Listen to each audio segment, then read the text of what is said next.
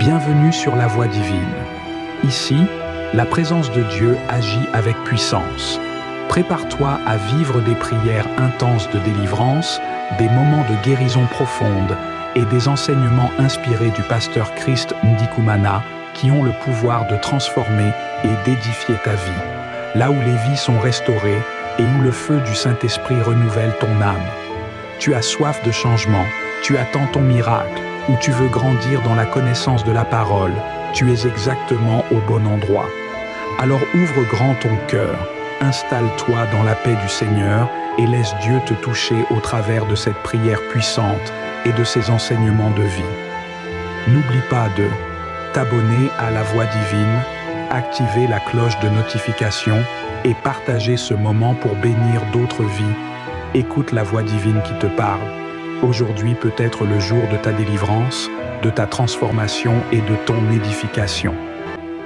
C'est avec beaucoup de joie que je vous reçois dans l'émission Kangoka. Mon nom est Christ Ndikumana. Le Saint-Esprit me conduit en direction de toute personne qui se considère comme orphelin ou veuve. Selon la Bible, l'orphelin n'est pas forcément celui qui a perdu un ou ses deux parents. C'est plutôt toute personne qui éprouve des difficultés après la perte des parents, qui subvenait à ses besoins aussi bien de scolarité que de nourriture. Il se peut aussi que le parent restant n'ait pas de moyens suffisants, ce qui pousse l'intéressé à regretter tout le temps la mort du disparu. J'aimerais partager avec vous Psaume 68, versets 5 à 6 ou 6 à 7 selon les versions où il est repris que Dieu est le Père des orphelins, le défenseur des veuves. Ça, c'est très important. Orphelin comme veuve, la parole dit Dieu est ton Père. Si tu vis une situation difficile à cause de la mort d'un parent, sache que Dieu est ton Père. Quand Dieu déclare être ton Père, cela veut dire que c'est lui qui va prendre soin de ta vie. Si tu n'arrives plus à payer le minerval à cause de la mort d'un parent, fixe tes yeux sur ton Père dans les cieux. Cela signifie que c'est lui qui trouvera les moyens pour payer le minerval et qui est impliqué dans ce cas. Il sait comment tracer un chemin pour toi là où tu n'aurais pu le faire par toi-même. C'est une notion très importante. Le verset 6 qui suit est également puissant car il est écrit que Dieu donne une famille à ceux qui étaient abandonnés. J'aimerais m'adresser à quiconque a été abandonné et ressent une absence de famille. Il se peut que tu n'aies jamais connu ton père ou que tu le connais sans que lui ne te reconnaisse comme son enfant. Il se peut que ta famille t'ait abandonné ou que tu ne vois personne de ta famille près de toi ou que tu te sens seul dans ce monde où personne ne se soucie de toi. À toutes ces catégories de personnes seules, cette parole vous est réservée. Sachez que Dieu donne une famille. En dépit de la persécution et de l'abandon dont vous êtes l'objet, certains ont été rejetés à cause du salut, d'autres pour diverses raisons. Sachez que Dieu donne une famille. J'aimerais vous dire que la famille n'est pas forcément de sang. Toute personne qui est là pour toi, qui t'aime, qui prend soin de toi et qui fait tout dans ton intérêt fait partie de ta famille. Et Dieu donne toujours des gens pareils. Comment les donne-t-il? Il faut que tu t'humilies en fixant tes yeux sur Dieu et non sur les êtres humains. Car il y a des gens parmi ceux qui sont en train de m'écouter qui se lamentent en permanence parce que tu es maltraité là où tu vis. Tu te dis peut-être, ce n'est pas ma mère biologique. Elle est venue après que ma maman soit morte. Et tu te lamentes contre elle tout le temps en disant qu'elle te traite mal et qu'elle ne t'aime pas. Toutefois, j'aimerais te dire que Dieu donne une famille. Il y a beaucoup de gens qui se trouvent dans l'inconfort, qui sont tombés dans la dépression par manque d'amour. Il faut cependant savoir que l'amour humain a ses limites, alors que l'amour de Dieu ne connaît pas de limites parce que Dieu est éternel. La parole qui dit que Dieu donne une famille est puissante et peut te communiquer la vie une fois que tu la saisis et la crois. Crois que Dieu puisse te donner une famille. Tu te sens abandonné, seul, personne ne semble se soucier de toi ni te valoriser. Tu as pourtant de la valeur aux yeux de Dieu. Si tu y crois, tu le verras s'accomplir. Il faut y croire. Change de langage. Commence à remercier Dieu qui consent à devenir ton parent, à prendre soin de toi et devenir ta famille. Commence à prier pour cela. Confesse cela de ta bouche et rends grâce par la foi. Dès lors que l'on commence à rendre grâce, c'est la preuve de notre foi. Dorénavant, arrête de la lamentations, de même que ta mauvaise confession dans le dos de ceux qui t'ont fait souffrir. Je ne dis pas qu'ils n'ont pas mal fait, mais l'intensité de ta douleur s'explique par l'intérêt injustifié que tu leur as réservé dans ta vie. Note que la personne qui te blesse le plus est celle en qui tu auras placé ta confiance. Je ne sais pas si vous avez compris. La personne qui te blesse le plus est celle en qui tu auras trop placé ta confiance. Apprenons donc à ne pas accorder trop de valeur aux gens au détriment de je suis, car il déclare je suis le père des orphelins, le défenseur des veuves. Priorise donc je suis et il te donnera les amis de son choix. Il combattra pour toi et quel que soit le problème, fixe tes yeux sur lui. Il te donnera une famille et sera ton père. Si tu crois en lui, tu ne manqueras de rien. Il peut arriver de faire des prières du même type quand tu dis Dieu, pourquoi as-tu permis que je traverse une telle situation? Où es-tu? Pourquoi? Il est vrai qu'un enfant de Dieu peut traverser des moments difficiles et des épreuves et que Dieu vienne à son secours compte tenu de son attitude. Toutes ces difficultés ne sont pas initiées par Dieu. Ce sont d'accuser Dieu pour rien, car la parole de Dieu dit dans Jérémie 29 verset 11, je connais les projets que j'ai formés sur vous, dit l'Éternel. Dieu connaît les projets ou les pensées qu'il a formés sur toi. Le verset continue en disant, des projets de paix et non de malheur, afin de vous donner un avenir et de l'espérance. Je souhaiterais que nous comprenions que les soucis ou les épreuves ne viennent pas forcément de Dieu. Je répète, les projets, les malheurs destinés à te faire du mal ou détruire ta vie ne viennent pas de Dieu. Tout ce qui vient détruire ton foyer, ta joie, ton avenir ou ta vision ne vient pas de Dieu. Les épreuves que Dieu permet dans ta vie n'ont pas pour but de te causer du tort, mais plutôt visent à te rendre plus fort. J'aimerais t'exhorter en disant, qu'importe les difficultés que tu traverses qui sont de nature à détruire ton foyer ou à faucher ton avenir, elles ne proviennent pas de Dieu, mais de l'ennemi qui est Satan. Il t'appartient de changer de langage, tout comme nous l'avons appris hier. Je vous ai dit que les lamentations déplaisent aux oreilles de Dieu. Dieu ne s'attend pas à recevoir des lamentations qui proviennent de ta bouche. Il s'attend plutôt à des actions de grâce, car il sait ce qu'il t'a fait dans ta vie. Il faut donc changer de langage et commencer à rendre grâce au lieu de te lamenter. Ce matin, nous devions saisir que tout projet ayant pour finalité de faire le mal ne vient pas de Dieu. Les malheurs ne viennent pas de Dieu, ils viennent plutôt de Satan. Si ces situations proviennent de Satan, pourquoi donc continuer à accuser Dieu en disant Dieu, pourquoi tu m'as amené de telles choses? Ou pourquoi tu as permis que de telles choses m'arrivent? Non, arrête ce langage. Au contraire, dis Dieu, je désire que tu sois avec moi. Je veux que tu combattes pour moi. Je veux croire en toi. Je veux proclamer qu'il n'y a personne d'autre qui est semblable à toi, mais que tu es le seul sauveur. Il y a un langage que tu dois changer qui par la suite impactera ta vie. Les paroles que nous confessons ont une valeur particulière. Arrête de te lamenter. Arrête de prononcer de mauvaises paroles. Au contraire, fixe tes yeux sur Dieu. Arrête de désespérer. Si tu vis dans le désespoir, je t'informe que nous avons un Dieu au ciel qui est capable de te sauver et qui est prêt à te secourir. Il n'est peut-être pas encore intervenu à cause de ton langage. Modifie-le de même que ton attitude. Commence à le remercier pour sa grâce. Confesse la victoire, car Dieu est prêt à secourir. Il est prêt à tracer un chemin là où il n'y a pas de chemin. Il attend de nous la foi pour une expérience singulière. Dieu peut te secourir. Dieu est capable. Arrête de désespérer, car il a de bons projets. Il se peut que tu aies déjà goûté à sa bonté, mais il garde bien plus en réserve. Je voudrais que nous puissions arriver au stade de croire totalement en Dieu. Malgré la confusion qui est la tienne, vu que tu ne comprends pas ce qui se passe, garde néanmoins à l'esprit que Dieu est sur le trône et pour cette raison, il y a encore de l'espoir. Aussi longtemps que c'est lui qui a la puissance et qui a vaincu, il y a encore de l'espoir. À qui t'attends-tu? Es-tu toujours lié par ton langage? Changeons dès aujourd'hui de langage et commençons à invoquer la bonté de Dieu, à proclamer sa puissance et à confesser sa force. Exerçons à faire cet exercice. Il est bon de s'y exercer. Quel genre de paroles confesses-tu au cours de ta prière matinale? Cesse de désespérer. Confesse plutôt la bonté de Dieu, sa puissance, sa victoire, sa main. Proclame que sa bonté existe pour toujours. Qu'est-ce que tu prononces le matin? Change dès aujourd'hui aujourd'hui ton langage. Pour vous qui vous lamentez jusqu'ici, cessez dès aujourd'hui. Commencez plutôt à proclamer sa bonté et sa victoire, car c'est au travers de votre confession que vous avez la victoire. Il y a une femme à l'écoute qui est en pleurs. Ton mari t'a abandonné et s'est attaché à une autre femme. Toutefois, si tu changes de langage, si tu changes ton attitude et que tu commences à dire « Je sais que ce n'est pas Dieu qui me l'a pris, c'est Satan qui t'en a privé », commence à rendre grâce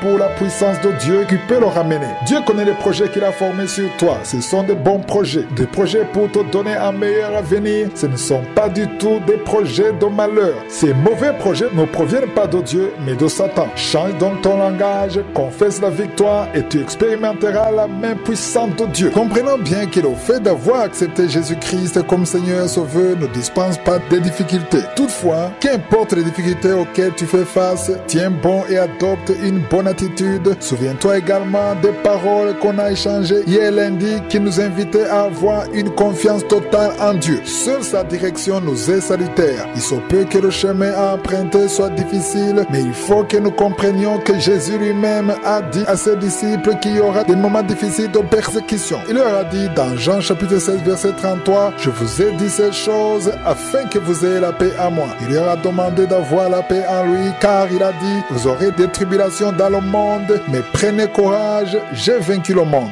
Quand certaines personnes lisent ce verset, elles pensent que les tribulations auxquelles Jésus faisait référence signifient être saisi et jeté en prison, être frappé ou maltraité sans raison. Cependant, vous devriez comprendre que les tribulations ne signifient pas nécessairement être emprisonné ou frappé, mais bien au contraire, toutes les difficultés causées par la foi. Comme tu crois en Jésus, il y a des difficultés que tu vas rencontrer, des attaques démoniaques et autres situations déstabilisatrices dans ta vie à cause de ta foi. Dans tout cela, l'objectif de Satan est de chercher à tout prix à te détourner du salut ou à renier ton Jésus. Il se peut que tu vivais récemment dans une vie de péché et que Satan tente de te persuader de retourner dans les péchés d'avant pour garder le même train de vie. Il te dit, tu vivais de la prostitution auparavant, mais comment vas-tu vivre si tu ne te prostitues plus? Tu vivais dans le mensonge, mais comment comptes-tu vivre maintenant que tu ne veux plus mentir? Par le passé, tu vivais du meurtre, mais comment vas-tu vivre dorénavant sans commettre de meurtre? Néanmoins, Jésus nous a demandé de ne pas avoir peur. Il a dit, vous aurez des tribulations dans le monde, mais prenez courage, j'ai vaincu le monde. À l'adresse de quiconque traverse des difficultés de toutes sortes en ce moment, alors que tu crois, tu as la foi et tu connais Dieu. Ne sois pas découragé, Jésus a vaincu le monde.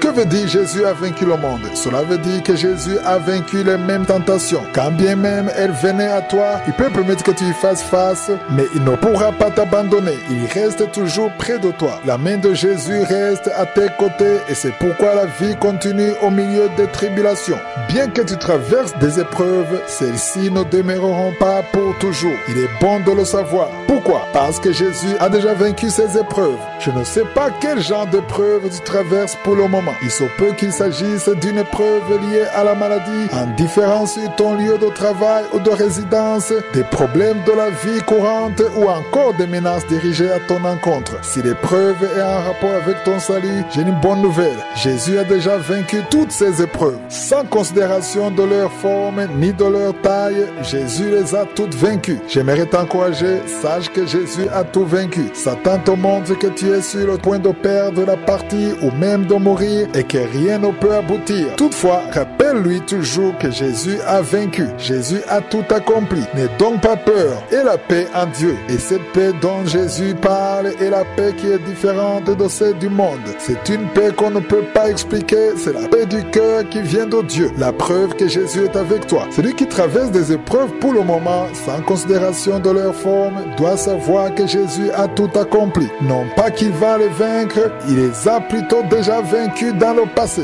Il te faut seulement croire, car c'est à ce prix que la victoire de Jésus se manifestera dans ta vie. Il se peut que la victoire ne soit pas encore manifeste pour le moment. Tu vis peut-être le mépris des gens et rien ne semble marcher dans ta vie. Je t'invite à ne pas te décourager. Au contraire, ouvre ta bouche et prononce des paroles vivantes. Confesse et dis à Jésus, Jésus, je te remercie que tu as déjà vaincu. Je fixe mes yeux sur toi. Satan cherche à tout prix que tu te lamentes, que tu abandonnes ou que tu retournes dans ton ancien ancienne vie de péché. Ne retourne pas dans la fornication, ne retourne pas dans le mensonge. Au contraire, aie la foi. Fixe tes yeux sur Jésus car il a déjà vaincu et il te donnera la paix si tu as mis tout ton cœur sur lui. Sans la foi, il ne se produira rien. C'est pourquoi il te faut y croire premièrement. Deuxièmement, il faut manifester la foi à travers la prière. Au lieu de te lamenter, remplis ta grâce, fixe tes yeux sur Jésus, confesse des paroles de vie et il se manifestera et te donnera sa paix qui est différente de celle du monde. Certains sont contrôlés par la peur d'une façon inhabituelle. Quelques-uns parmi ceux qui m'écoutent ne dorment plus à cause de la peur. La peur vient souvent de Satan au travers des pensées qu'il inspire.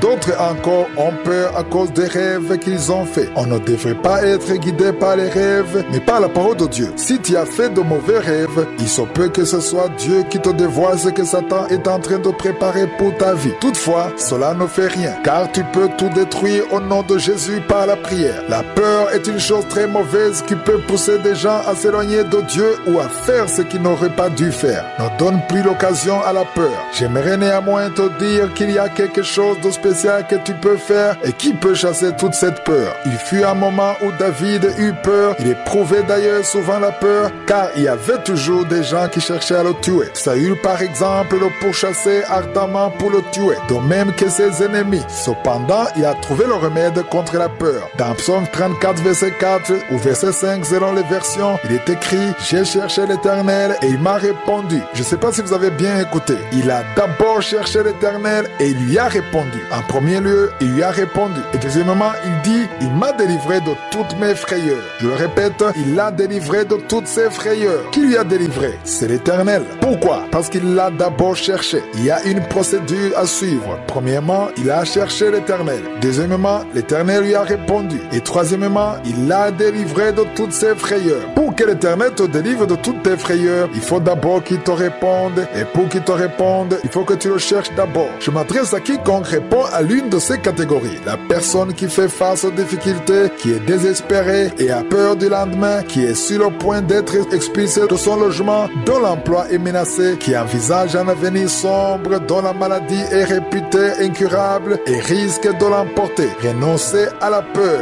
Je vous interpelle à chercher l'Éternel. Cherche je suis. Cherche ton Dieu. Appelle ton Dieu dans le nom de Jésus, sans aucun doute, sans hypocrisie, et je te promets qu'il va te répondre. Tu peux ne pas réaliser qu'il t'a répondu. Toutefois, chaque fois que tu l'appelles, il répond. Et à chaque fois qu'il répond, il te délivre de toutes ses frayeurs. Pourquoi? Parce que la peur vient de Satan. Que ceux qui ne le savaient pas le sachent à présent. La peur vient de Satan. Au milieu des tribulations terrifiantes, tu devrais te dire, peu importe la situation, j'ai foi en Dieu. Fixe tes yeux sur lui et non sur cette situation. Arrête de fixer ces montagnes. Qu'importe les difficultés et le murmure de voix décourageantes, renonce à la peur. Pour que la peur soit chassée, il n'y a pas d'autre voie sauf d'invoquer Dieu. Appelle-le et c'est alors qu'il te répondra et te délivrera de toute cette peur. Après cette délivrance, tu pourras changer de langage pour commencer à rendre grâce en pleine difficulté. Tu pourras commencer à confesser des paroles de foi en reconnaissant que Dieu est capable et qu'il vient à ton secours. À l'inverse, si tu te lamentes tout le temps et tombes dans le désespoir en déclarant « Pourquoi m'as-tu abandonné mon Dieu? Pourquoi mon avenir n'est-il pas clair ?» Si tu es encore à ce niveau, sache que tu es en train d'alimenter la peur. Tu devrais arrêter. Beaucoup de gens éprouvent davantage la peur parce qu'ils l'alimentent. Que ceux qui ne le savaient pas le sachent. La peur ne peut pas rester la même. Aujourd'hui, la peur en toi atteint un certain niveau. Et si tu continues à l'alimenter, elle va s'amplifier et grandir au fil du temps. Mais si tu changes et tu t'abstiens de la nourrir, tu commenceras dorénavant à confesser la parole de Dieu, à croire en Dieu, à lire la parole, à déclarer la délivrance de Dieu. Tu frayeras un chemin que ce qui est impossible aux hommes est possible à Dieu en arrêtant les lamentations et en rendant grâce pour sa gloire. Sache que ce changement de prière et de vie courante va garder toute ton espérance sur Dieu et la peur commencera à faiblir faute d'alimentation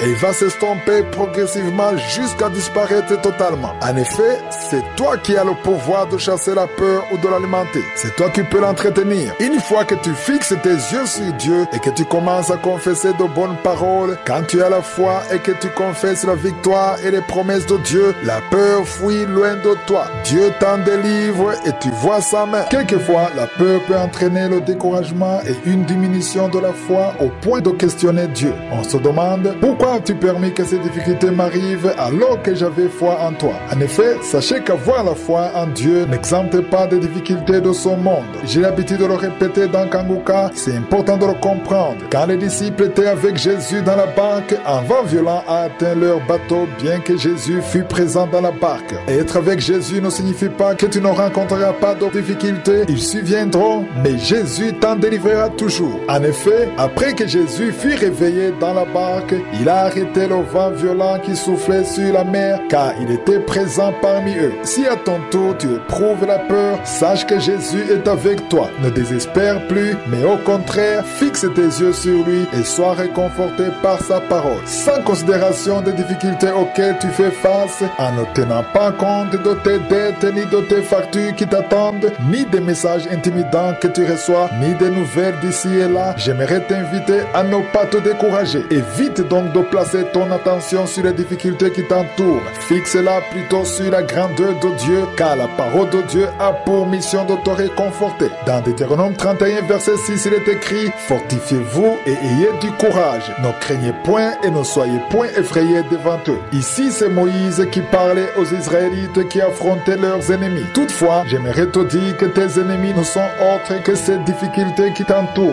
C'est cette situation que tu vis, ce sont toutes ces choses qui te font peur, ou ces démons qui attaquent ton couple. Dans tous les cas, n'aie pas peur d'eux. Il est écrit: ne craignez point et ne soyez pas effrayés devant eux, car l'Éternel ton Dieu marchera lui-même avec toi. Il ne te délaissera point, il ne t'abandonnera point. Dieu ne te délaissera point, ni ne t'abandonnera point. Toutefois, il y a une chose qu'il te faut. Pour que Dieu marche toujours devant toi, il faut que tu gardes courage. Il faut que tu aies foi en lui. Et il faut que tu fixes tes yeux exclusivement sur lui. C'est pourquoi j'aimerais que tu comprennes que tout dépend de toi. C'est ton attitude qui fera que Jésus marche devant toi ou pas. Pour que Dieu puisse marcher devant toi, il faut fixer tes yeux sur lui. Si tu continues à fixer tes yeux sur tes soucis, si tu continues à te lamenter et à parler de tes soucis, à te décourager, à parler à qui que ce soit de tes soucis au point que tu n'arrives plus à prier, en aucun cas Dieu ne pourra marcher devant toi. Dieu marche devant toi une fois que tu as foi en lui et que tu renonces à la crainte.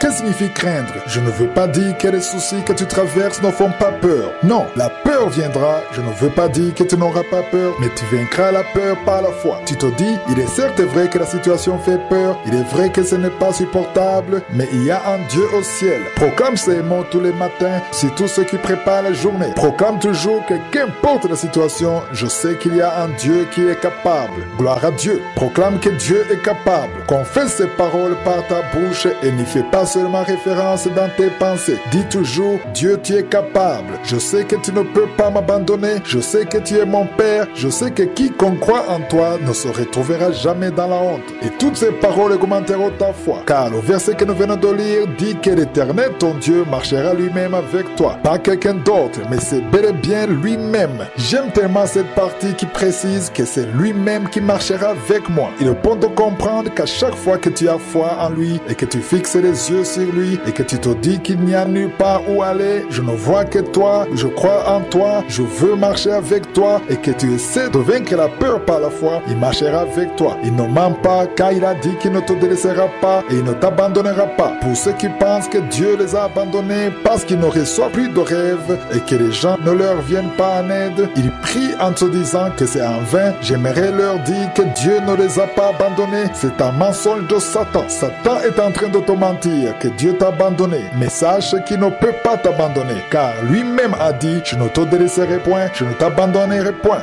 Fixe ainsi tes yeux sur lui. Arrête de désespérer. Arrête de prononcer des paroles vaines. Il y a des gens qui ne s'attendent qu'à des difficultés seulement. Mais dis-toi, qu'importe la situation, Dieu est capable. S'il m'a déjà secouru par le passé, il peut de même le faire aujourd'hui. Il demeure le créateur du ciel et de la terre. Il peut arriver que la foi vacille et manque de stabilité. Dieu peut parler aux gens par les rêves au sujet de leur foi. Il peut notamment illustrer la foi par une maison. Ceci est également mon expérience personnelle. Je ne sais pas ce qu'il en est en ce ce qui vous concerne. Autrefois, je voyais souvent la représentation d'une maison dans mes rêves, bien que je ne comprenais pas de quoi il s'agissait. Je pouvais voir une maison qui bougeait, qui était au point de s'écrouler à cause de fissures. J'avais tellement peur à chaque fois que je faisais ce genre de rêve, car je pensais qu'il s'agissait d'une véritable maison physique en mauvais état. Mais pas après, le Saint-Esprit m'a appris que la maison que je voyais souvent était la foi. Souvent, lorsque tu fais le rêve d'une maison qui bouge, cela est signe que ta foi est en train de bouger, qu'elle n'est pas stable.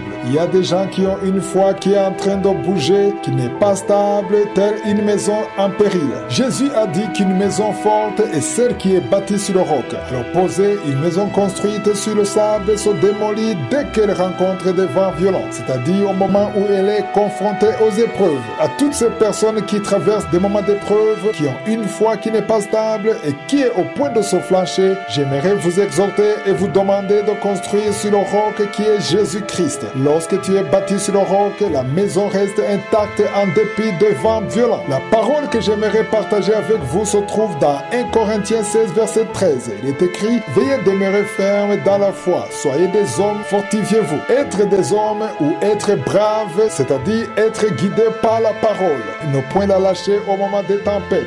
Pas fortifiez-vous. La parole de Dieu vous encourage à avoir de la force, à veiller et à demeurer ferme dans la foi, car je suis avec toi. Si quoi ta foi se base-t-elle, toi qui m'écoutes? As-tu construit sur l'argent? L'argent peut s'évanouir soudainement. Tu peux être licencié de ton travail et ressentir le poids de toute la terre sur toi à cause du manque d'argent. Vivais-tu grâce à ce travail? Détache tes yeux de ce travail et fixe-les sur Dieu. Dieu peut pourvoir le temps de trouver un autre emploi. Fixe tes yeux sur Dieu. Ce n'est pas cette nourriture que tu manges qui te donne la force. Sache toutefois que c'est Dieu qui t'a donné cette nourriture. C'est lui qui t'habilite. C'est lui qui te donne la force. Il y a des gens qui mangent bien, qui ont suffisamment d'argent, mais qui n'ont pas une bonne santé et qui meurent alors qu'ils semblaient avoir tout dans la vie. La vie n'équivaut ni à l'argent, ni à la nourriture. La vie est le don de Dieu. Garde toute ton espérance en Dieu. Tiens ferme dans la foi, car il y a des gens qui ne sont pas pour le moment fermes dans leur foi à cause des difficultés qu'ils traversent parce que leur mariage ne va pas, au point où ils sont même tentés par le suicide. À vous qui planifiez le suicide, écoutez-moi. Vous qui planifiez déjà la chose, certains font déjà des recherches sur Google pour s'informer comment peut-on mourir sans souffrir pendant le sommeil. Je vous mets en garde qu'en prenant cette position mortelle, vous serez traité comme meurtrier, vous mourrez comme meurtrier. Sache que ce corps que tu portes et cette vie ne t'appartiennent pas. Ça appartient plutôt à Dieu. Tu ne peux donc jamais terminer ta vie juste parce que tu es dégoûté de tout dans ta vie. Si tu te suicides, tu seras mort comme un meurtrier. Tu te seras toi-même conduit dans la géhenne, dans le feu éternel. J'aimerais donc t'interpeller à ne plus écouter Satan, car il est en train de te mentir. Répands-toi, approche-toi de Dieu, sois ferme dans la foi, confesse des paroles vivantes, car Dieu t'aime et il a de bons projets pour toi. Ne donne plus accès aux choses qui te poussent aux lamentations du matin jusqu'au soir. Il y aura toujours des soucis et j'aimerais te dire que les soucis seront toujours là dans ce monde. Il peut y avoir des moments de repos, mais il y aura toujours des soucis. Que les soucis ne t'éloignent pas de Dieu. Qu'il y ait des soucis ou pas, rends grâce à Dieu, cesse de te lamenter, confesse des paroles de vie, sois ferme dans la foi, fortifie-toi et sois sur tes gardes. Le verset commence par veiller. Pourquoi faut-il veiller? Parce qu'il y a beaucoup de pièges. Souvent le diable passe par des difficultés pour nous éloigner de Dieu. Beaucoup de gens s'éloignent de Dieu à cause des soucis. Toutefois, ne t'éloigne plus de Dieu. Au contraire, les soucis devraient nous pousser à nous rapprocher beaucoup plus de Dieu, car il n'y a de refuge nulle part ailleurs si ce n'est au pied de Jésus. Toutefois, tout dépendra de ton attitude, de ta perception des choses et surtout des paroles que tu confesses par ta bouche. Tu vis la confusion et désespères vu que ce que tu entreprends ne réussit pas. Il subsiste néanmoins de l'espérance en Jésus-Christ, car la parole de Dieu interdit de se lamenter et de désespérer. Je souhaiterais exhorter ceux qui se trouvent dans cette situation avec le verset de Philippiens 4, verset 6. Ce verset commence en disant: ne vous inquiétez de rien. Je ne sais pas si vous comprenez cela. Ne vous inquiétez de rien. À ceux qui se lamentent et désespèrent en ce moment, la parole de Dieu vous réconforte par l'annonce qu'il ne faut pas s'inquiéter. Le verset continue en disant: mais en toutes choses, faites connaître vos besoins à Dieu par des prières et des supplications. Nous avons appris la différence entre la prière et la supplication. Faites connaître vos besoins à Dieu par des prières et des supplications en vous appuyant sur les promesses de Dieu sans toutefois oublier de des actions de grâce. Ne vous lamentez donc plus. Si tu te lamentes pour le moment, ça veut dire qu'il y a quelque chose qui te manque dans ta vie. Si tu vis une vie de prière, tu n'es pas censé te lamenter. Vos prières ne revêtent aucune puissance.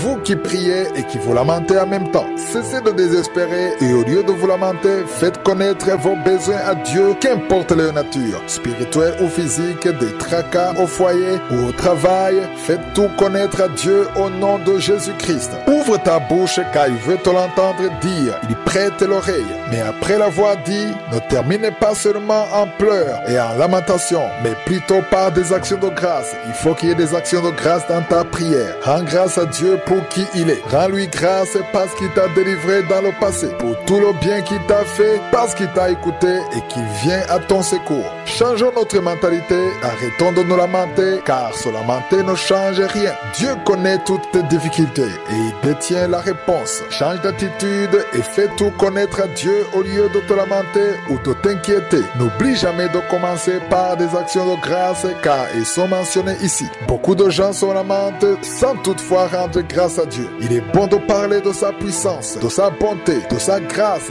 ainsi que de son amour. Arrête de te lamenter, car tu ne connais point les projets de Dieu envers toi. Satan te montrera toujours que tout est fini. Il y a une femme à l'écoute à cet instant qui est en deuil, car elle vient de perdre son mari. Elle pleure pour le moment et se dit, cette vie est amère. Qu'est-ce que je t'ai fait, oh Dieu? J'aimerais te dire que Dieu garde un avenir pour toi. Tu ne peux pas du tout le comprendre pour le moment, mais crois seulement en lui. Crois en Dieu, car Dieu a de bons projets pour toi. C'est lui qui peut apaiser ton cœur. Arrête de désespérer, arrête de te lamenter, arrête de prononcer de mauvaises paroles, mais rends plutôt grâce à Dieu. Rends grâce à Dieu, car il est Dieu et c'est lui qui connaît pourquoi il a permis que cela arrive. Son nom est Adonai, qui signifie qu'il est de Dieu qui fait ce qu'il veut. Nous les êtres humains ne pouvons pas comprendre Dieu. Nous nous lamentons souvent parce que nous avons envie de comprendre tout ce que Dieu fait, mais nous ne pouvons pas tout comprendre de Dieu. Il y a des choses qu'il permet pour une raison. Mais maintenant j'aimerais m'adresser à toi qui pleures pour le moment, toi qui es en deuil, qui est dans le désespoir. J'aimerais te dire que Dieu t'aime et il a de bons projets pour toi. Fixe tes yeux sur lui,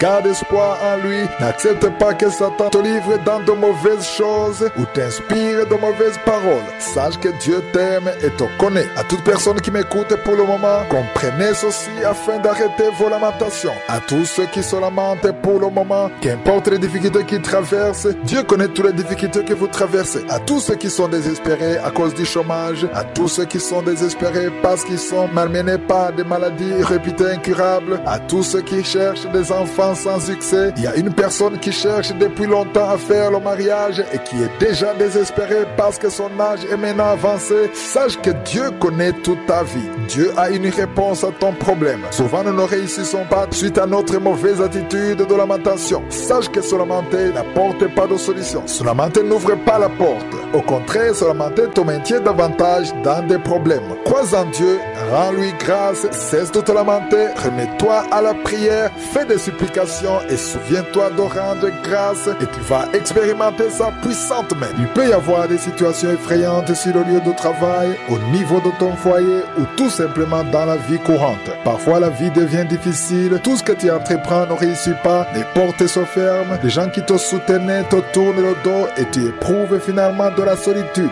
Je souhaiterais te réconforter et t'inviter à ne pas désespérer compte tenu de ta situation. Même si tu aurais été informé que tes jours sont comptés, Dieu garde ta vie entre ses mains. C'est lui qui augmente tes jours et il reste l'auteur des miracles. Bref, il y a encore de l'espoir pour quiconque croit en Jésus-Christ. Si tu crois en Dieu, sache que cette situation ne devrait pas te faire peur, car Dieu la connaît et il peut t'en délivrer. Il y a une parole que j'aimerais partager avec toi en vue de te réconforter. Elle se trouve dans Romains 8, verset 31, un verset que la plupart des gens apprécient, et il dit: que dirons-nous donc à l'égard de ces choses? Il est fait allusion aux épreuves et à toutes sortes de difficultés auxquelles tu fais face. Si Dieu est pour nous, qui sera contre nous? Sache que celui qui pourrait être contre toi alors que Dieu est pour toi devrait être plus puissant que Dieu, et cette personne n'existe pas. En effet, Dieu est El Shaddai. Ça veut dire qu'il a toute la puissance. Personne n'est plus puissant que lui. Si personne n'est plus puissant que avec Dieu, donc rien ne devrait te faire peur. S'il n'y a aucune situation plus puissante que Dieu, alors aucune situation ni saison ne devrait t'effrayer, car Dieu a l'autorité sur toutes les saisons. Dieu a autorité sur toute personne, sur toute richesse, sur toutes les maladies. Si le Dieu qui trône par-dessus tout et qui règne sur le ciel et sur la terre est de ton côté,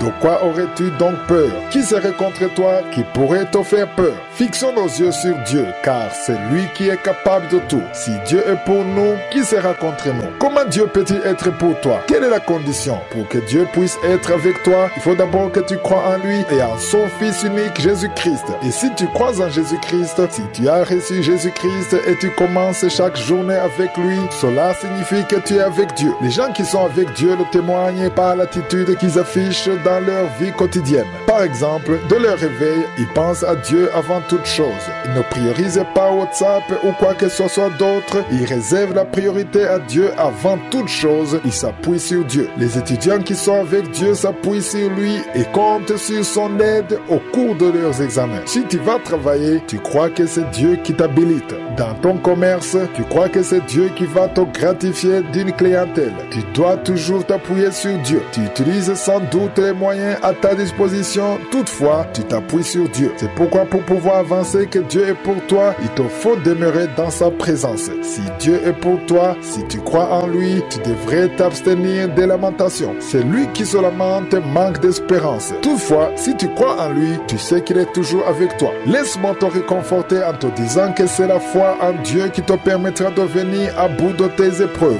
Non seulement la foi, mais aussi la confiance en Dieu, ainsi que le fait de fixer tes yeux sur lui en veillant à débuter ta journée en sa compagnie. Évite de te lamenter, car les lamentations t'éloigneront de Dieu. Pour que Dieu puisse être avec toi, il faut que tu inities des actions de grâce en toi et que ta bouche prononce des paroles de louange en direction de Dieu qui relatent sa puissance, et fais-le que tu le veuilles ou pas, que tu en aies envie ou pas. Puisqu'on n'a pas toujours tout le temps envie de prier, cet acte exige un sacrifice de notre part. Il nous faut assujettir la chair, car la chair n'a pas envie de prier. La chair n'aime pas du tout que tu pries, elle aimerait plutôt que tu fasses tout sauf la prière. J'aimerais encourager quiconque vit le désespoir en ce moment pour lui dire: réveille-toi et prie. À ceux qui se sont abstenus de la prière, remettez-vous à la prière. À ceux qui ne jeûnent plus, remettez-vous au jeûne. À ceux qui n'adorent plus Dieu, remettez-vous à l'adoration. Ne permettez pas à vos bouches de se lamenter et proclamez plutôt la bonté et la gloire de Dieu. La vie est difficile et nous rencontrons souvent des difficultés dans la vie. Personne ne te dira que sa vie est toujours en ordre et qu'il ne rencontre pas de difficultés. Pour quiconque est en train de m'écouter pour le moment, il y a de bonnes et de mauvaises saisons. Il y a des moments de joie et de peine. Quiconque te dit que tout va bien de son côté, que tout est en ordre et qui ne rencontre jamais de difficultés, cette personne sera en train de te mentir, car c'est de cette sorte que cette terre est conçue. La terre est pleine de difficultés. On ne peut pas y échapper.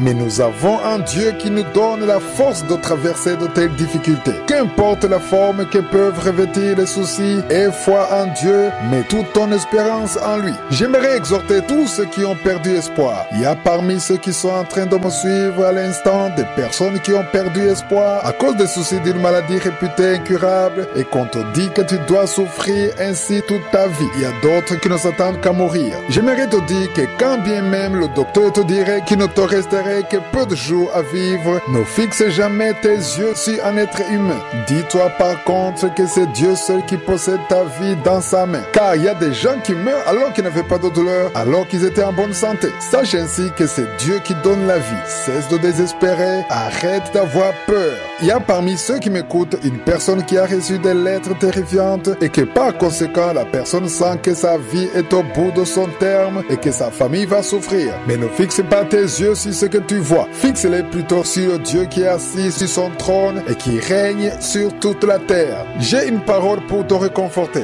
Il s'agit d'une parole qui se trouve dans Ésaïe 41 verset 10. C'est l'un de mes versets préférés. Il est écrit: ne crains rien car je suis avec toi. S'il y a une chose qui me réjouit devant toute autre chose, c'est d'entendre Dieu me dire qu'il est avec moi. Dieu est avec qui? Il est avec quiconque m'écoute et qui croit dans le nom de Jésus. Si tu crois en Jésus-Christ comme ton Seigneur et Sauveur, si tu crois en ce Dieu, ne crains rien car il est avec toi. Le verset continue en disant: ne promène pas de regard inquiet car je suis ton Dieu, je te fortifie, je viens à ton secours, je te soutiens de ma droite triomphante. Ici, on voit que Dieu est en train de te dire que c'est bien lui-même ton Dieu qui vient te fortifier. Il vient à ton secours et il te soutient de sa main droite triomphante, de sa main de la victoire. Ne crains donc plus rien. Arrête de fixer tes yeux sur les soucis, sur ces montagnes, sur ces factures décourageantes, sur ces rapports médicaux et sur ton âge où tu te dis que ta vie va s'arrêter. Il y a une fille qui est en train de m'écouter et qui se dit qu'elle n'a plus de chance d'être mariée vu son âge avancé et le dire des gens. Mais Dieu t'annonce que c'est lui l'Éternel qui te soutiendra, qui combattra pour toi et qui créera un chemin pour toi. Arrête de fixer tes yeux sur de tels gens. Ferme tes oreilles sur des gens qui te découragent. Écoute plutôt la parole de Dieu, de ce Dieu qui t'a créé et qui te connaît avant même ta naissance. Avant qu'Adam et Ève soient, Dieu te connaît et c'est lui qui t'a dit qu'il allait te soutenir de sa main droite. C'est lui qui a demandé de ne rien craindre car il est en permanence avec toi. Les gens désespèrent souvent parce qu'ils se sentent comme s'ils sont seuls, qu'il n'y a personne sur les côtés pour les secourir ou les soutenir. Si tu n'as plus d'argent, tu sens comme si la vie s'arrête. Pourquoi? Parce que tu t'es longtemps appuyé sur cet argent. Arrête de t'appuyer sur l'argent ou sur ton intelligence. Appuie-toi plutôt sur l'Éternel, le Dieu d'Abraham, d'Isaac et de Jacob. Il est en train de te réconforter. J'aimerais réconforter toutes les personnes qui ont perdu espoir, qui ont cessé de prier. Réveillez-vous, retournez dans la prière. Mettez-vous encore sur vos genoux, mettez-vous encore dans la prière, dans le jeûne. Arrête de te lamenter, de prononcer de mauvaises paroles. Au contraire, confesse des paroles conformes à la parole de Dieu. Parle la vérité de la parole de Dieu, la vérité de la Bible. Crois que Dieu est capable, car Dieu est capable. Il est capable de te délivrer de cette situation. Quand bien même tu ne vois pas comment cela se fera, quand bien même toutes les personnes te tourneront le dos, sache qu'il y a un Dieu au ciel, ton Père qui vit dans les cieux, qui t'écoute tout le temps, qui ne te tourne jamais le dos et qui t'écoute chaque fois que tu viens à lui. Si tu dis à Dieu que tu crois en lui, que tu t'attends à son secours et que tu fixes tes yeux sur lui, commence alors à lui rendre grâce au milieu de ces difficultés. Arrête de te lamenter et tu expérimenteras sa main d'une façon spectaculaire. Il y a des fois tu te sens abandonné, tu sens que tu es seul, que Dieu n'écoute pas tes prières, mais aujourd'hui j'aimerais te dire qu'il ne faut pas te décourager, que tu as besoin d'une seule chose, tu as besoin de la foi. Quand tu as la foi, tu as tout ce qu'il faut. La foi réconforte, la foi redonne la force. Ne te décourage pas si tu es chrétien, si tu es un enfant de Dieu, si tu as accepté Jésus dans ta vie. Il y a toujours des mensonges du diable qui viennent dans tes oreilles. Le diable te chuchote que tu es seul, que Dieu t'a abandonné, que Dieu ne veut pas de toi. Mais il faut t'encourager avec la parole de Dieu. Et ce matin, je t'apporte une parole de Dieu pour t'encourager. Parce que si tu n'es pas armé de cette parole, le diable va te dire des mensonges. Aujourd'hui, nous allons nous appuyer sur Psaume 23, verset 4. C'est un verset que j'aime beaucoup, surtout quand je traverse des moments difficiles.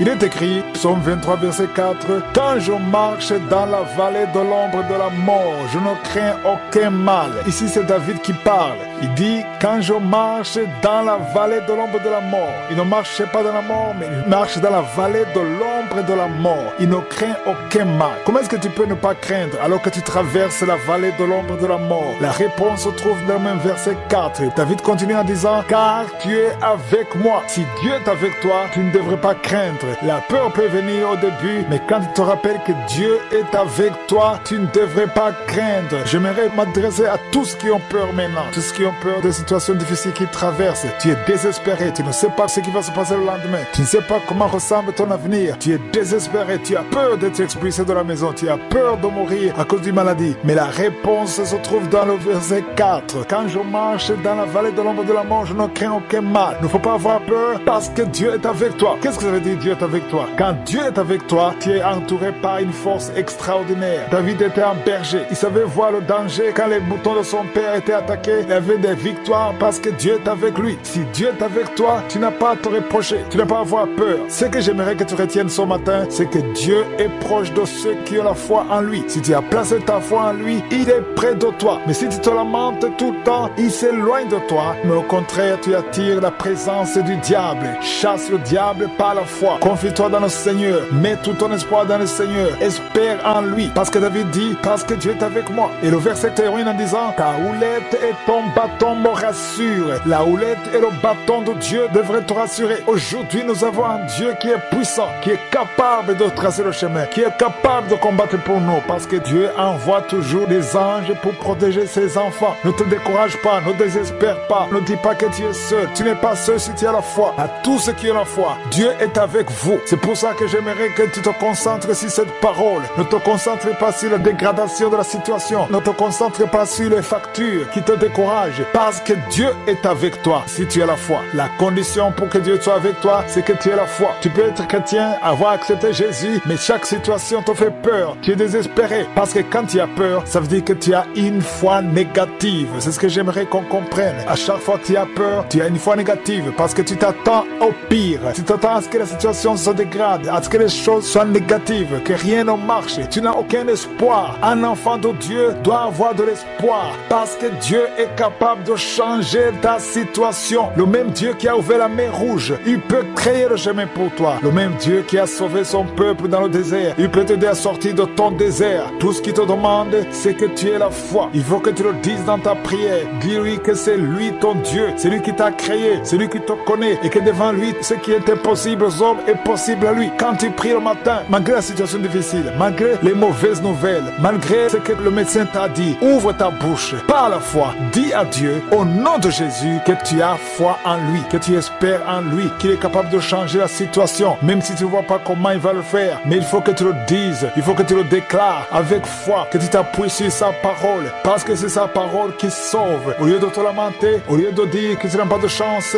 dis que Dieu est au contrôle. Dis-le avec foi et ouvre ta bouche, chante un chant de louange et confesse la puissance de Dieu. Ne te lamente pas et tu verras sa manifestation dans ta vie. Comme je le répète souvent, prier c'est la vie. Aujourd'hui, j'aimerais particulièrement vous montrer qu'à part que la prière permet d'établir de bonnes relations avec Dieu, qu'elle est aussi un endroit de refuge contre l'ennemi qui est Satan. À chaque fois que tu pries en étant conscient de nouer de bonnes relations avec Dieu, sache que tu es dans un endroit sécurisé. Il est avantageux que nous comprenions que la prière nous protège. Il y a un verset que j'aimerais partager avec vous, c'est dans 2 Samuel chapitre 5 verset 17 qui renseigne que lorsque David a été oint comme roi, les Philistins l'ont appris et sont tous montés à sa recherche dans le but de le tuer. Lorsqu'on parle des Philistins dans l'ancienne alliance, retenez qu'on fait souvent allusion aux démons ou à l'armée de Satan. Partout où nous trouvons des Philistins dans la Bible, ils sont toujours en combat contre Israël qui symbolise le peuple de Dieu. À chaque fois qu'un enfant de Dieu ayant accepté Jésus comme Seigneur et Sauveur déclare lui appartenir, l'armée de Satan se met à sa recherche dans le but de le détourner du chemin du salut. Il y a beaucoup d'attaques qui sont à ta poursuite, des démons destinés à t'empêcher de poursuivre la voie du salut. Il est alors écrit qu'une fois David informé de cela, il est descendu se cacher à la forteresse. Une forteresse était un endroit bâti par des murs servant de refuge pendant le combat. Dès que tu te trouvais dans cette forteresse, tu étais en sécurité. Pendant le combat, aucune flèche ne pouvait t'atteindre grâce au mur de protection. En d'autres mots, quand David a été informé qu'on était à sa recherche, il est allé se cacher dans une forteresse clôturée par des murs où il se disait au fond de lui, en cas d'attaque, j'y serai en sécurité. Dans un langage spirituel, j'aimerais que nous comprenions que la prière constitue un endroit clôturé par des murs auxquels l'ennemi n'a aucun accès. Quiconque nourrit une vie de prière se trouve en sécurité. Il est avantageux de le savoir. C'est pourquoi j'ai coutume de dire qu'il faut prier tous les jours. Pourquoi prier tous les jours? Parce que certains chrétiens ne prient qu'occasionnellement. Ils prient quand ils ont besoin de quelque chose. Ils ne prient que quand ils ont quelque chose à demander à Dieu. Toutefois, dans Kangoka, la vision que le Saint-Esprit m'a donnée depuis le début de l'émission est de communiquer à tous mes auditeurs la pratique de la prière quotidienne. Il faut prier dans les bons comme dans les mauvais moments. Même quand tout semble bon, laisse-moi te dire que les Philistins, c'est-à-dire tes ennemis, à savoir Satan et ses démons, se lanceront à ta recherche, mais ne t'atteindront pas s'ils te trouvent caché dans la forteresse, dans un endroit où les flèches ne percent pas et où la puissance de Satan n'arrive pas, car à chaque fois que tu pries, il y a une relation qui s'établit entre toi et Dieu. Notez à cet effet que prier, c'est se cacher. Prier, c'est être en relation avec Dieu. Prier, c'est marcher avec Dieu. Et quand est-ce que cela se fait? Ça ne se produit que quand tu pries tous les jours. C'est d'ailleurs pourquoi tu ne devrais pas prier seulement en cas de souci. Tu ne devrais pas prier seulement quand ta prière a été exaucée. Au contraire, tu pries tous les jours afin que la prière devienne un style de vie pour toi et que tu sois dans une forteresse, ce qui te permet d'être sûr que peu importe ce qui peut arriver, tu demeures en compagnie de Jésus. Dans ce cas, tu ne crains rien de ce qui peut t'arriver car tu es sûr que tu es avec le Dieu Tout-Puissant qui te protège. Il est interdit de se lamenter, mais nous devons plutôt rendre grâce en toutes choses. J'espère que vous comprenez que non seulement les lamentations sont mauvaises, mais qu'elles sont interdites car faisant partie des pires choses que Dieu déteste. S'il est une des choses que Dieu déteste parmi les gens, les lamentations en font partie, comme nous le lisons dans Nombre chapitre 11 verset 1, où sont repris les fréquentes lamentations des Israélites. Il est écrit que quand ils se lamentaient, cela déplut aux oreilles de l'Éternel. Cela veut dire que quand les oreilles de Josué entendirent les murmures des Israélites, cela lui a fortement déplu. Dieu n'a pas changé, il est resté le même. Si dans l'ancienne alliance, les murmures de ses enfants déplaisaient à ses oreilles, sachez qu'il est autant déplu même aujourd'hui. Bien que les Israélites murmuraient à voix basse, cela est quand même monté jusqu'aux oreilles de Dieu. J'aimerais dire à celui qui mène une vie de murmure et qui se lamente tout le temps pour ceci ou pour cela, pour ce qui ne marche pas bien, pour sa vie déplaisante, pour les prières non encore exaucées, toutes les paroles que tu prononces, fût-ce à voix basse, les pensées que tu gardes au fond de toi, tes murmures montent jusqu'aux oreilles de l'Éternel et lui déplaisent énormément, il ne le réjouisse pas. Voilà donc ce que j'aimerais que nous comprenions.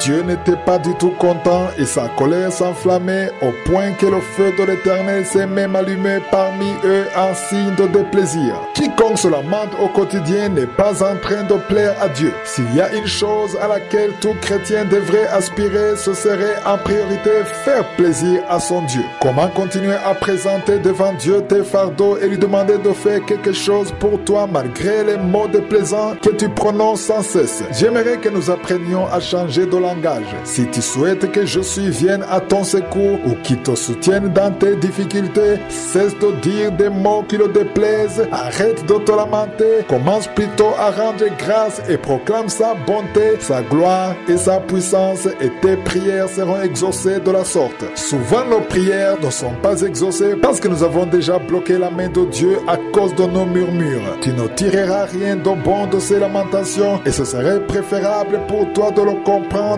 vu qu'il est déplu et qu'il se place ensuite loin de toi. Préfères-tu que Dieu soit proche de toi ou loin de toi? Si tu te lamentes le matin, midi et soir, sache que tu t'es déjà placé loin de Dieu. Tu ne peux pas approcher Dieu par des lamentations. Je le répète souvent qu'on s'approche de Dieu par les actions de grâce. Si tu souhaites qu'il considère ton cas et que tes prières soient exaucées, si tu veux voir sa main agir dans ta vie, change de langage, non pas seulement dans les prières, mais également par la suite au cours de tes échanges. Veille toujours à proclamer la bonté de Dieu ainsi que sa puissance. Déclare qu'il est capable et ce changement d'atmosphère facilitera ton approche de Dieu. Si au contraire, tu continues à te lamenter tout le temps en nous confessant que ce qui va mal, sache que tu es en train de t'égarer loin de Dieu et que cela lui déplaît. La bénédiction découle des actions de grâce. Arrêtons de nous lamenter et rendons plutôt grâce en toutes choses. Ésaïe 55 verset 8 à 9.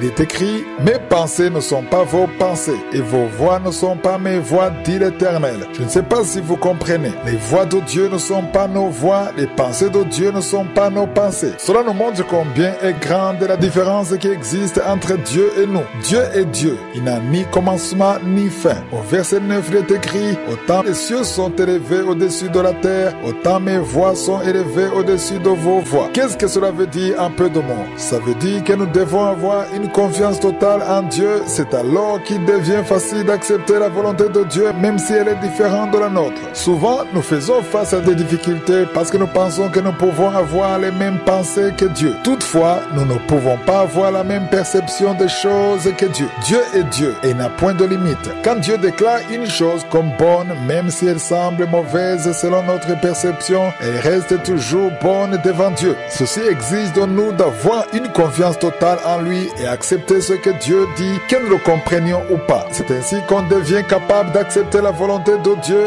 même si elle est différente de la nôtre. Ces versets m'ont énormément aidé à comprendre que mes pensées ou mes opinions sont souvent différentes de celles de Dieu. T'arrive-t-il de prendre le temps de penser ce que Dieu pense de tes problèmes? Te demandes-tu, que pense Dieu de mes projets? Il nous faut comprendre la grandeur de Dieu. Tous les deux versets que je viens de lire dans Ésaïe illustrent la grandeur de Dieu, car il est écrit que le ciel et la terre sont très éloignés l'un de l'autre. quand je parle du ciel, je ne suis pas en train de parler des nuages. Non, quand tu lèves tes yeux vers le ciel, tu vois certes les nuages, toutefois tu ne peux pas voir le ciel de tes propres yeux. Il est placé loin par rapport à la terre. De la même façon que tu ne peux pas voir le ciel, même les fusées ou astéroïdes que vous observez ne peuvent pas atteindre le ciel. Ils peuvent aller jusqu'à la Lune ou sur une autre planète, toutefois ils ne peuvent pas arriver au ciel car ils se situent à une très grande distance. Et autant nos pensées sont éloignées de celles de Dieu. Il faut donc que nous ayons une confiance totale en Dieu et lui dire tout ce que tu décides est bon, car notre vision est très limitée si nous la comparons avec celle de Dieu. Dieu est Dieu, il voit tout, il ne se trompe jamais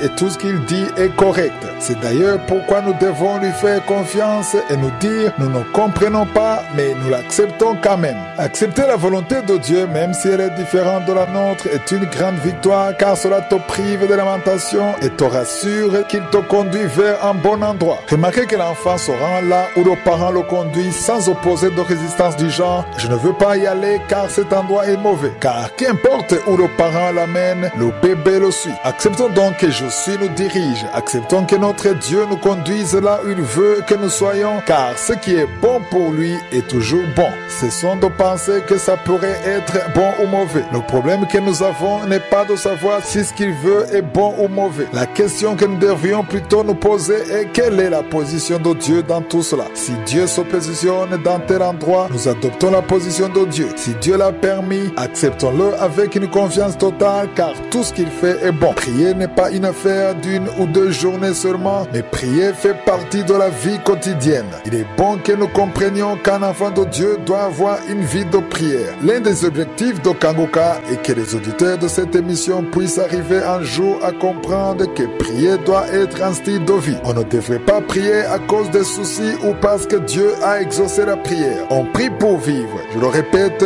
on prie pour vivre. De la même façon qu'on respire pour vivre, tu devrais prier de la sorte pour vivre. Que signifie vivre?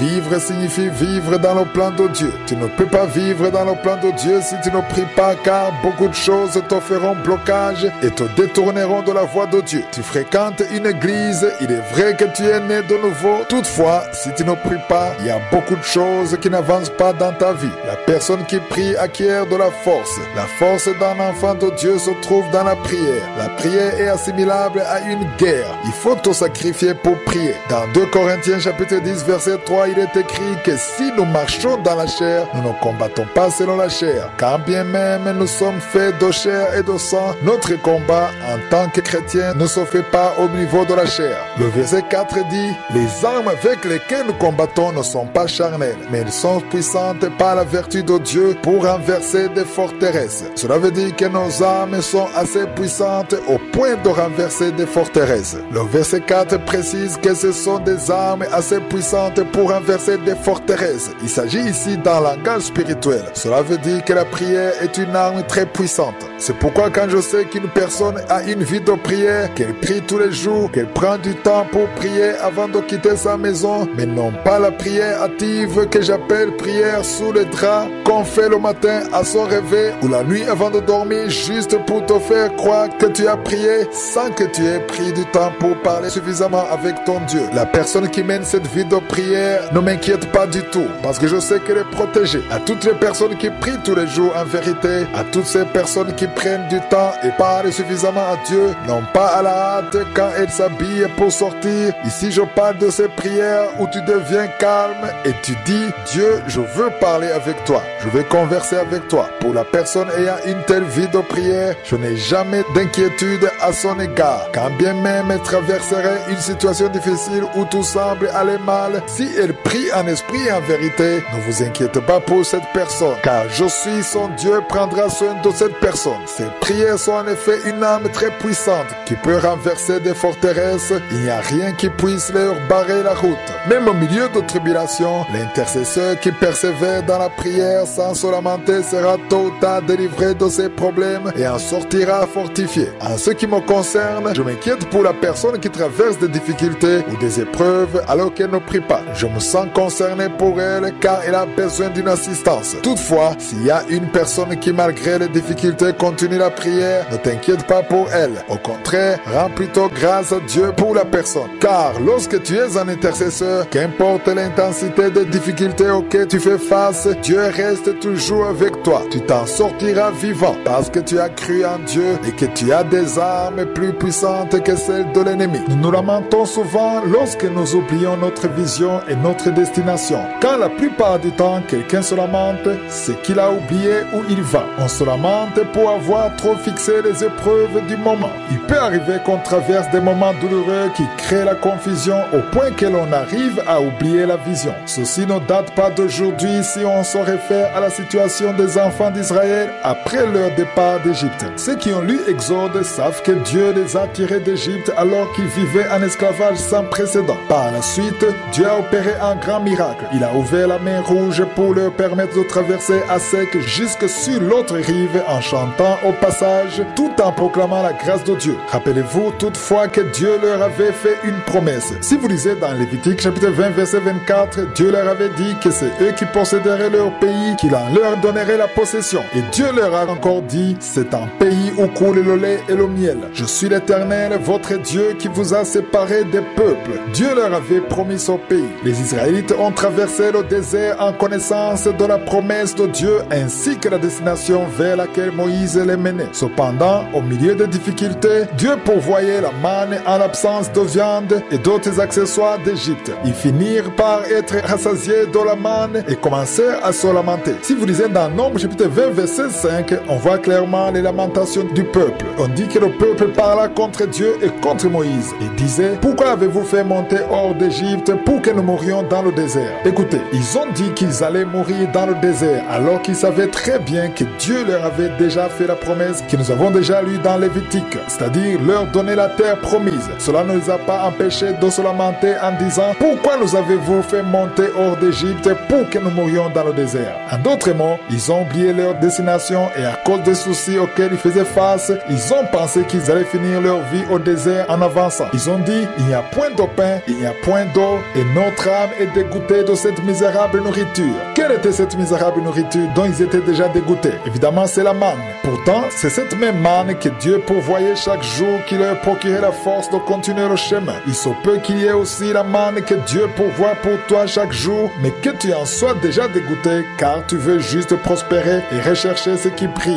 Tu agis de la sorte parce que tu as oublié qu'il existait la promesse d'une terre promise et d'un meilleur avenir que Dieu a préparé pour toi. Cesse de te lamenter car Dieu a de bons projets pour toi. Les difficultés que tu traverses pour le moment ne sont pas éternelles, elles sont passagères, mais tout dépend de ton attitude. C'est pourquoi je dis qu'il ne faut pas se lamenter, mais qu'il nous faut plutôt rendre grâce en toutes choses, car Dieu a de bons projets pour toi. Dieu ne veut pas t'attrister, il a uniquement de bons projets pour toi. Tu peux certes traverser des moments difficiles, mais ils ne sont que passagers et te serviront de chemin vers la destinée que Dieu a préparée pour toi. Souviens-toi que c'est ton Père céleste et que tu es son enfant si tu crois en Jésus-Christ. Cessons donc de nous lamenter, fixons nos yeux sur Dieu et rendons plutôt grâce en toutes choses. Quand nous disons qu'il faut accepter la volonté de Dieu, cela signifie qu'il faut accepter de se soumettre à l'autorité de Dieu, rien que ça. Quand tu acceptes la volonté de Dieu, tu acceptes qu'il soit au-dessus de toi et que tu acceptes de te soumettre à lui. C'est pourquoi j'aime beaucoup le verset qui se trouve dans 1 Pierre chapitre 5 verset 6. Il est écrit, humiliez-vous donc sous la puissante main de Dieu afin qu'il vous élève au temps convenable. J'aime beaucoup ces mots, humiliez-vous donc sous la puissante main de Dieu. Je ne sais pas si vous le comprenez. Place-toi toi-même sous la puissante main de Dieu. Lorsqu'on parle d'humiliez-vous, c'est toi-même qui dois t'humilier. J'ai souvent l'habitude de dire aux gens qu'il est bon de s'humilier car une fois que tu t'humilies, souvent les choses marchent mieux. Toutefois, une fois que tu refuses de t'humilier, c'est Dieu lui-même qui t'humilie. Et souvent, lorsque Dieu te rabaisse, ce n'est pas une chose à admirer, c'est même pénible. Il est dès lors bon que tu t'humilies au lieu d'être humilié par Dieu. Si tu t'humilies sous la puissante main de Dieu, Dieu lui-même t'élèvera. Quand est-ce qu'il t'élèvera? Au moment opportun, au temps de Dieu. Il n'est pas dit que si tu t'humilies aujourd'hui, Dieu va t'élever immédiatement. Non,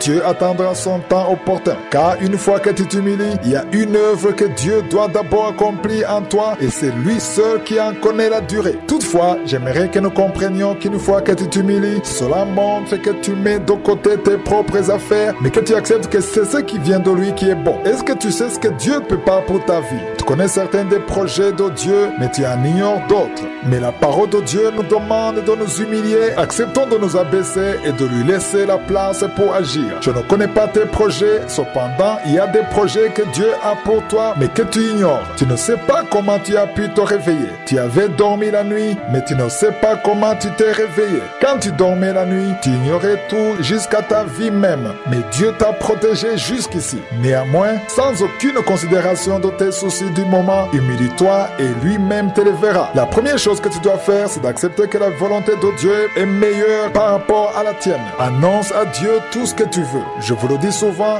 faites connaître à Dieu tout ce que vous voulez et lui-même décidera si ce que vous voulez est bon ou pas. C'est lui qui a le dernier mot. Cessons de prier en montrant à Dieu ce qu'il doit faire et ce qu'il ne doit pas faire, sachant que c'est lui qui a le dernier mot. En dépit de ce que tu voudrais voir arriver selon ta raison, laisse tout de même Dieu garder le dernier mot. Peu nombreux sont ceux qui prient en demandant à Dieu d'avoir le dernier mot. Nous souhaitons toujours que Dieu accomplisse notre propre volonté. Rappelez-vous néanmoins de la prière que Jésus nous a enseignée dans Matthieu chapitre 6. Au verset 10, il a dit que ton règne vienne, que ta volonté soit faite sur la terre comme elle est faite au ciel. Cela veut dire que la volonté de Dieu doit d'abord se faire au ciel avant de se faire sur la terre. Donc chaque fois que nous prions, nous demandons à Dieu pour que cette volonté déjà accomplie au ciel puisse venir s'accomplir sur la terre comme une photocopie de celle du ciel. Ce que tu souhaites que Dieu vienne faire sur la terre sera une copie de ce qui est déjà achevé au ciel. J'aimerais te dire que la volonté de Dieu pour ta vie est déjà terminée au ciel.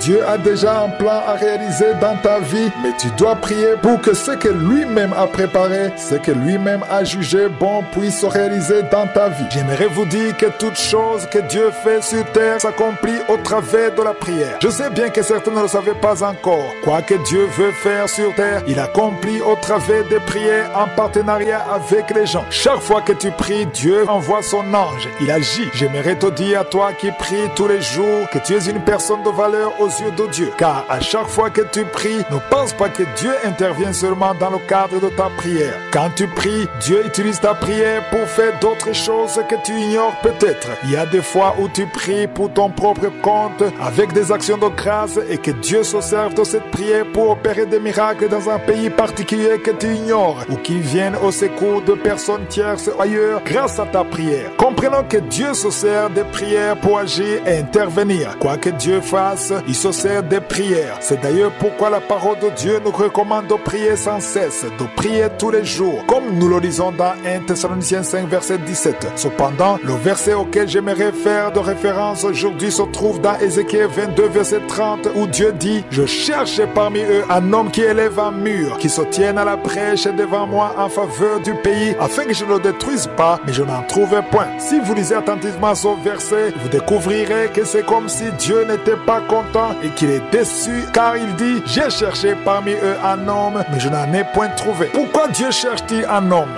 Voilà ce que la plupart des gens n'ont pas encore compris. Quand tu es en train de prier, sache que Dieu vient de trouver quelqu'un. Il était en fait en train de chercher quelqu'un, mais ne trouvant personne jusque-là. Ici, Dieu cherchait à délivrer un pays, mais il a dit « Je cherche parmi eux un homme qui élève un mur, qui se tienne à la brèche devant moi en faveur du pays, afin que je ne le détruise pas. » Cela veut dire que puisqu'il y avait eu trop de péchés dans le pays et que par conséquent Dieu voulait détruire ce pays selon ses principes, il a cherché parmi eux un homme qui pouvait intercéder pour le pays. Toutefois, il a dit « Mais je n'en trouvais point. » Cela signifie que Dieu était mécontent. Il était déçu quand il disait « Je n'ai trouvé personne qui pouvait se tenir à la brèche pour prier. » En d'autres mots, s'il pouvait y avoir quelqu'un pour prier, je délivrerais ce pays. De même, sache qu'il y a beaucoup de choses que Dieu voudrait faire dans ta vie, mais il s'en abstient parce que tu n'es pas en train de prier. Lorsque tu pries, quand tu adores ou proclames Dieu sans te lamenter, Dieu visite ta vie. Il n'intervient pas seulement dans ta vie, mais aussi dans celle des autres, car Dieu manque d'intercesseurs. Ils sont peu nombreux en effet. Il existe donc un besoin de gens qui prient tous les jours. Dans pareille situation, il y a une activation, une puissance et une visitation des anges. Ceux-ci agissent par le moyen de la prière. La prière des saints est assimilable à l'essence qui propulse les anges. Il faut que tu saches qu'à chaque fois que tu pries, il y a quelque chose qui se produit dans le monde spirituel invisible. Chaque fois que tu pries en esprit et en vérité, sans te lamenter, en proclamant Dieu avec action de grâce, sache qu'il y a quelque chose qui se produit. Il se peut que ça se produise dans ta vie ou dans la vie d'une autre personne. Mais Dieu trouve toujours plaisir quand il y a des gens qui prient tous les jours, car cela fait que quelque chose se passe dans le monde spirituel. Apprenons à prier tous les jours, apprenons à prier sans cesse, car Jésus cherche sans cesse les intercesseurs sans qu'ils ne les trouvent. J'aimerais qu'ils puissent te trouver toi si tu pries tous les jours. Avez-vous remarqué que quand on se lamente, cela signifie qu'on a oublié la bonté de Dieu? La plupart du temps, les gens qui se lamentent fréquemment du matin au soir n'évoquent que ce qui ne va pas. Ils parlent de leurs problèmes. Ils sont fâchés contre Dieu et s'abstiennent de prier. Ces gens-là agissent ainsi pour avoir ignoré la bonté de Dieu. Ils ont oublié ce que Dieu a fait pour eux dans le passé. Car une personne qui se souvient de ce que Dieu a fait pour elle se concentre davantage à rendre grâce plutôt qu'à se lamenter. Prenons l'exemple de quelqu'un qui te tire de la rue pour t'héberger chez lui alors que tu vivais dans le dénuement total, affamé et malade.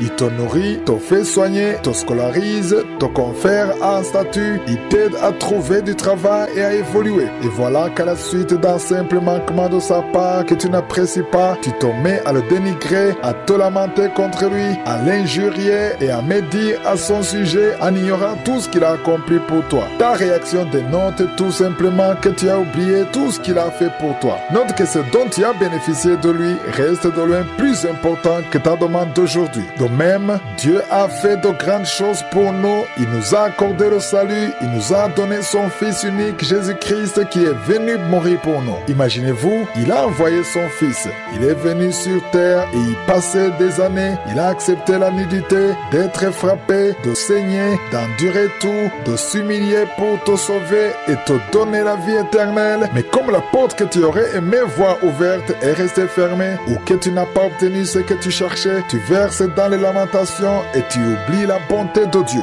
Dieu a déjà fait de bonnes choses pour toi. Si tu regardais en arrière, tu t'en souviendrais. Toutefois, beaucoup de gens ignorent cela et recourent aux lamentations avec zèle. Il est déconseillé de se lamenter car cet état traduit que tu as oublié ce que Dieu a fait pour toi. Dans Psaume 103, verset 2, il est écrit « Mon âme bénit l'Éternel et n'oublie aucun de ses bienfaits. » Il ne faut jamais oublier les bienfaits de Dieu. À chacune de tes prières, ma recommandation est que tu prennes du temps pour rendre grâce à Dieu. Commence à proclamer la bonté de Dieu ainsi que de sa puissance, mais réserve du temps pour te remémorer ce que Dieu a fait pour toi. Dans ce verset, David parle à son âme en lui disant « N'oublie pas, chaque fois que je prie, je parle toujours à mon âme, car l'âme entend. » Pourquoi David s'est-il adressé à son âme? Parce qu'elle entend. Parle-lui et sache que c'est à toi de choisir en te disant « Je dois d'abord rendre grâce pour ce que Dieu a fait pour moi. » Commence par te souvenir de ses bienfaits. Si tu regardes au passé, tu t'en rendras compte. Chacune de tes lamentations signifie que tu as oublié, car si tu sais que quelqu'un t'a fait du bien dans le passé et qu'il fasse une chose qui te déplaise par la suite, tu peux te dire que par rapport à ses bienfaits, cette chose est minime. Tu sais que Dieu est avec toi et qu'il t'a montré son amour. Dieu nous a témoigné de son amour. Il nous a prouvé qu'il est notre Père. Il n'est donc pas justifié de continuer à mener une vie de lamentation. Une fois que tu sais que Dieu connaît tout et qu'il sait ce qu'il fait, cela signifie que tu dois lui faire confiance en te disant que tout ce qu'il fait est bon. Si tu t'es réveillé encore en vie aujourd'hui, rends grâce en toutes choses. Ne te lamente pas, car une fois que tu te lamentes,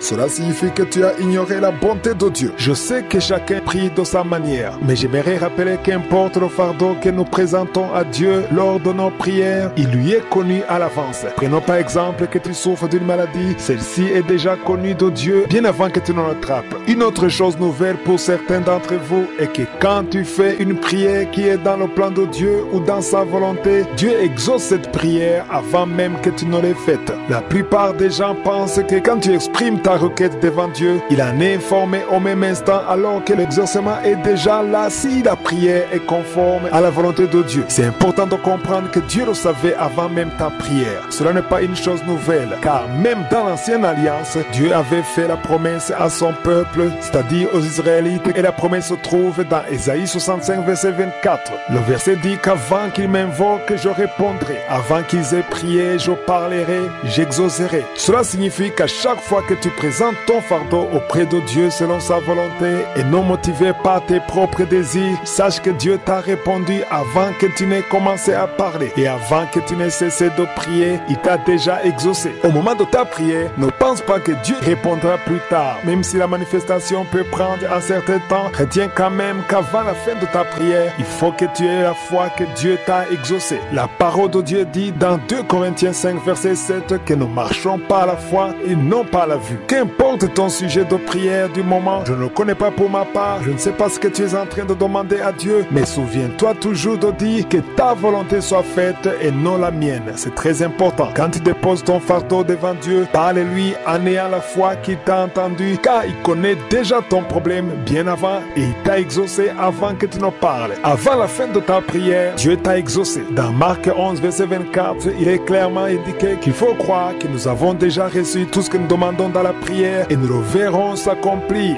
Il faut donc avoir la foi. Toute prière qui n'est pas faite par la foi n'a aucune puissance. L'important n'est pas de parler de ton problème seulement, mais plutôt d'en parler avec foi. Confesse par la foi que Dieu agit. Tu ne peux pas prier et continuer par la suite à te lamenter, à désespérer, à prononcer de mauvaises paroles alors que tu venais de prier pour le même problème et que tu adoptes une confession qui va à l'encontre de la parole de Dieu. Tu ne peux non plus prier afin que Dieu te délivre, mais qu'en même temps tu continues de prononcer de mauvaises paroles. Tu viens de prier pour que Dieu te guérisse d'une maladie, mais voilà que tu continues à te plaindre de cette maladie malgré ta prière. Après ta prière et la foi que Dieu t'a entendu et qui t'a déjà exaucé avant que tu ne finisses de parler. Quand bien même tu éprouves des douleurs et que tu observes toujours les mêmes symptômes, dis à Dieu que tu le remercies parce qu'il a entendu ta prière et qu'il l'a exaucé avant même que tu ne l'aies terminé. Dis-lui que tu ne dois pas voir pour croire, car tu sais que c'est un Dieu qui répond avant même que nous ayons ouvert notre bouche. Une fois que tu auras une telle foi, tu commenceras à rendre grâce avant même que les choses ne soient manifestes. Ceux qui ont la foi ne rendent pas grâce une fois que les choses sont devenues manifestes dans le monde physique,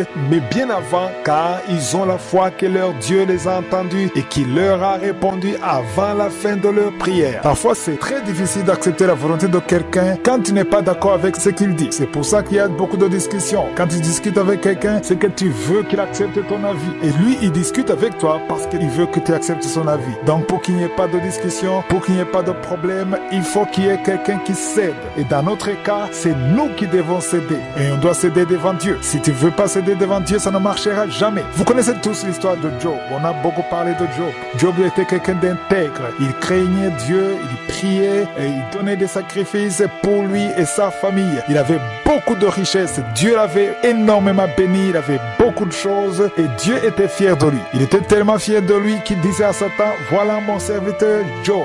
Et qu'est-ce que Satan a dit? Satan a dit, c'est normal qu'il soit intègre. C'est normal qu'il te prie tous les jours. C'est normal s'il fait tout ce qu'il fait parce que tu l'as béni. C'est comme si Satan a défié Dieu en disant, si tu lui retires tout ça, il va te maudire en face. Il va plus te servir. Et Dieu voulait prouver que Job est son serviteur et que Job n'est pas intègre à cause de la richesse. Vous connaissez l'histoire, je ne vais pas entrer dans les détails, mais Dieu a permis à Satan de toucher toutes ses richesses. Son bétail, il a perdu toute sa richesse. Et Job a été intègre. Il n'a pas maudit Dieu, il ne s'est pas lamenté. Même sa femme lui a demandé de maudire Dieu pour qu'il meure. Mais Job s'est retenu. Il a gardé sa foi en Dieu. Mais à un certain moment, Job était dans la confusion. Si vous lisez dans Job chapitre 38, et même si vous lisez les chapitres précédents, vous voyez qu'à un certain moment, Job a perdu la patience. Il était dans la confusion, d'où il a commencé à poser beaucoup de questions à Dieu. Vous pouvez lire cela dans Job chapitre 38, parce qu'il avait beaucoup de questions. Il ne comprenait pas ce qui lui arrivait. Il ne comprenait pas pourquoi il pouvait autant souffrir alors qu'il croit en Dieu. Comme beaucoup de chrétiens aujourd'hui, ils ne comprennent pas pourquoi il y a des problèmes alors que vous croyez. Vous avez la foi, vous servez Dieu, mais il y a des situations difficiles, il y a des épreuves. Ces épreuves ne sont pas là pour vous tuer. Parfois, Dieu peut permettre des épreuves pour renforcer votre foi. Donc, le verset précédent, Job avait posé beaucoup de questions à Dieu, en cherchant à comprendre pourquoi cela lui arrive, pourquoi il souffre, pourquoi ces problèmes alors qu'il est intègre. Au verset 38, c'est le tour de Dieu de poser les questions. Au verset 4, Job 38, verset 4, Dieu a posé la question à Job. Il a dit, où étais-tu quand je fondais la terre? Dis-le si tu as de l'intelligence. C'est une question très pertinente. Dieu te pose la question, où où est-ce que tu étais quand j'ai fondé la terre? Autrement dit, Dieu voulait ramener Job à la raison. Quand j'ai créé la terre, il n'y avait personne, il n'y avait pas Adam, il n'y avait pas d'animaux, il n'y avait rien. Donc moi, l'Éternel, je connais tout, je sais pourquoi tout ça arrive. Donc Dieu essayait de lui montrer que c'est lui qui est omniscient. Et au verset 12, il a dit, depuis que tu existes, as-tu commandé au matin? As-tu montré sa place à l'aurore? Donc c'est Dieu qui crée le matin. C'est pour ça que je vous demande toujours de préparer la journée. Dieu connaît ta situation. Ne te décourage pas. Ne lâche pas. Aie confiance en Dieu. Accepte sa volonté, même si tu ne comprends pas. Parce que c'est lui qui a créé le matin, c'est lui qui a créé la terre, c'est lui qui t'a créé. Il connaît tout. Il sait pourquoi tout cela arrive. Fais-lui confiance. Au verset 36, il a dit, qui a mis la sagesse dans le cœur et qui a donné l'intelligence à l'esprit? Dieu connaît tout. C'est lui qui t'a donné la sagesse, c'est lui qui t'a donné la connaissance, c'est lui qui te donne la vie. Fais-lui confiance. Et Job a tout compris. Au chapitre 40, Job 40, verset 4, il a dit, voici, je suis trop peu de choses, que répliquerai-je? Je mets la main sur ma bouche. Autrement dit, je me tais, je n'ai pas discuté avec Dieu, je fais confiance en Dieu. Et toi aussi, fais-lui confiance. Ne discute pas, accepte sa volonté, même lorsqu'elle est différente de la tienne.